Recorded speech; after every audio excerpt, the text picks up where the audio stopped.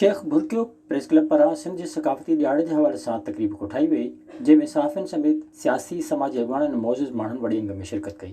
इन मौक़े ते प्रेस क्लब जे सदर अब्बास तईम में ॿियनि चयो त सिंधी सकाफ़ती ॾियारो असां सिंधी क़ौम लाइ फ़ख्र जो सबबु आहे। जीअं त दुनिया मंझि टे जेके क़ौमूं आहिनि, जिन में यूनान, जिन में मिस्र ऐं सिंध जेका आहे सा सभिनी खां हिकिड़ी क़दीमी आहे क़ौम आहे ऐं उनजी सकाफ़त जेका आहे उहा उन खां क़दीम आहे।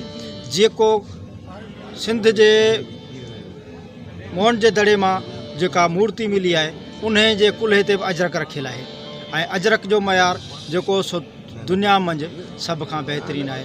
अजरक वाहिद उहा शइ आहे जेका ख़ुशी में बि हिकिड़े टाइम ते इस्तेमालु थी सघे थी ऐं उहा ग़मी ते बि थी सघे थी, उहा घोट ते बि इस्तेमालु थी सघे थी, उहा कुंवार ते बि थी सघे थी। अहिड़ी मुनफ़रद शइ ॿी का बि कान्हे का। हुन चयो त असीं समूरा सिंधी सिंध धरतीअ जा जावा आहियूं। सिंध सां मोहबत वारो जज़्बो क़ाइमु दाइमु रहंदो, जॾहिं त पिंडाल में आयल महिमाननि तोड़े ॿियनि सिंध धरतीअ सां मोहबत जो इज़हार पिणु कयो।